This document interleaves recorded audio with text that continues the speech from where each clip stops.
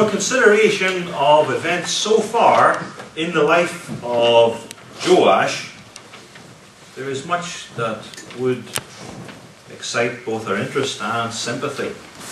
He was the little baby delivered from the murderous clutches of wicked Queen Athaliah. He was the 7-year-old boy crowned king at the temple.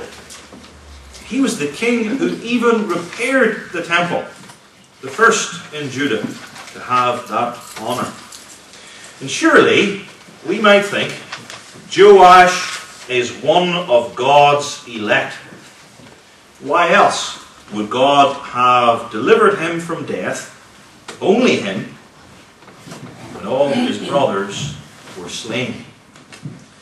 Didn't Joash renew the covenant between him and his people and God?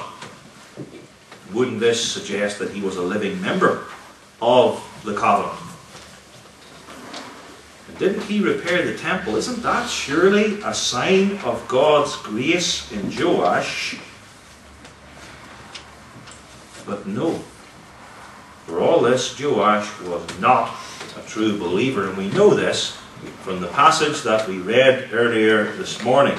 Later in his life, Joash worshipped idols.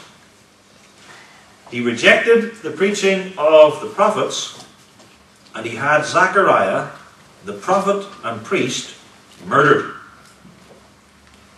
And there's worse than that too to come. And so when we read in 2 Chronicles 24 verse 2, Joash did that which was right in the sight of the Lord all the days of Jehoiada the priest. By right there it means externally, outwardly. And even then, the time limitation, he did right all the days of Jehoiada the priest. And then after Jehoiada the priest, he did wrong, both outwardly and inwardly. Joash, in short, was an apostate. That is, he professed to believe in the one true God, and for a time, outwardly, it looked as if he was, but he was not and never was a true believer.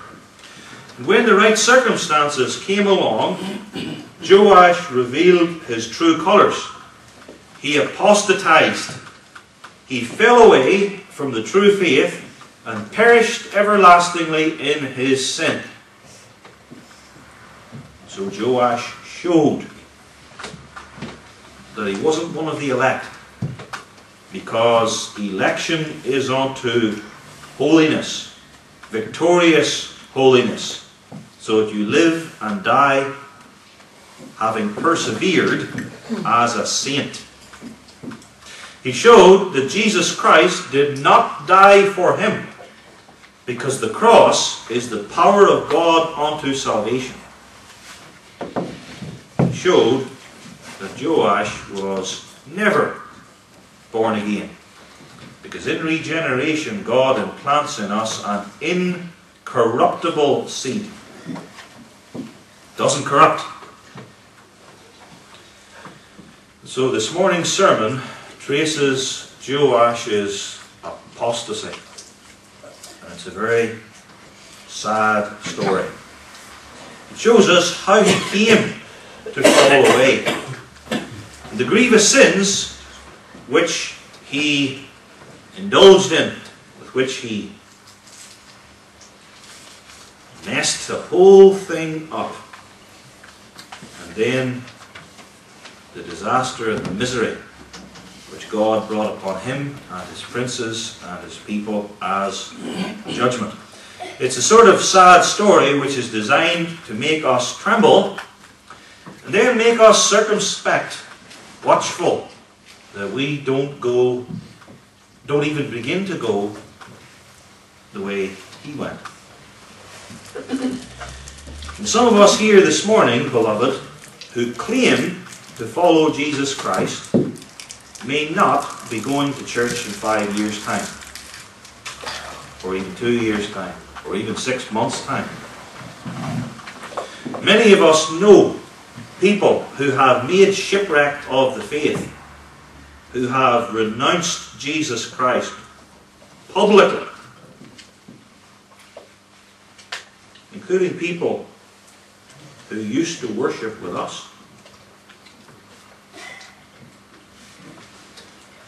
Our calling is to hold fast to the truth of God's word without wavering, not to make shipwreck of the faith. By looking unto Jesus, the author and finisher of our faith, and the high priest and apostle of our profession. Let's consider then Apostate Joash's bad end. Baby Joash's wonderful deliverance. That was the first sermon. Boy Joash's successful coronation. King Joash's temple repairs. And now Apostate Joash's bad end. First, the striking occasion for his apostasy. Second, the terrible extent of his apostasy. Because you can leave the faith and go so far, and then you can leave the faith and then do practically everything in your power to destroy the Church of Christ. That's the terrible extent to which Joash was going. And then finally the divine judgment for his apostasy. The striking occasion for it, the terrible extent of it, and the divine judgment for apostate Joash.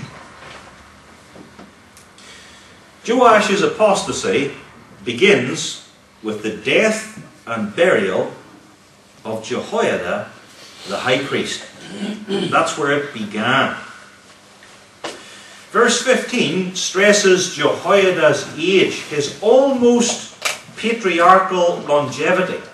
He's living to the sort of numbers that people from Genesis 12 to Genesis 50 lived, in that sort of region. But Jehoiada waxed old and was full of days when he died. And that phrase, full of days, satiated, is used only of 4 other people in the Bible. Abraham, and Isaac, and Job amongst them. He's right up there with these guys. Jehoiada waxed old and was full of days when he died, and 130 years old was he when he died.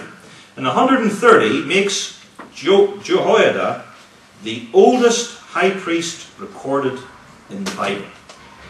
Next comes Aaron, 123. He was 3 years older than Moses. Eli, 98. And I don't think, though you can check this out yourself, but I don't think anybody else after Joash in the Bible lived to be 130 years. This number is important because, given that he died aged 130, Jehoiada was born during the reign of King Solomon, the last king who ruled over all 12 tribes. Before the kingdom was divided into Israel in the north and Judah in the south, he may well have remembered the days when there was one king ruling over all of Israel. And not only was Jehoiada born in Solomon's days, but he also lived through all of the reigns of Judah's first 6 kings, and through the 6 years of Queen Athaliah, and through most of the 30 years of Joash, Judah's 7th king.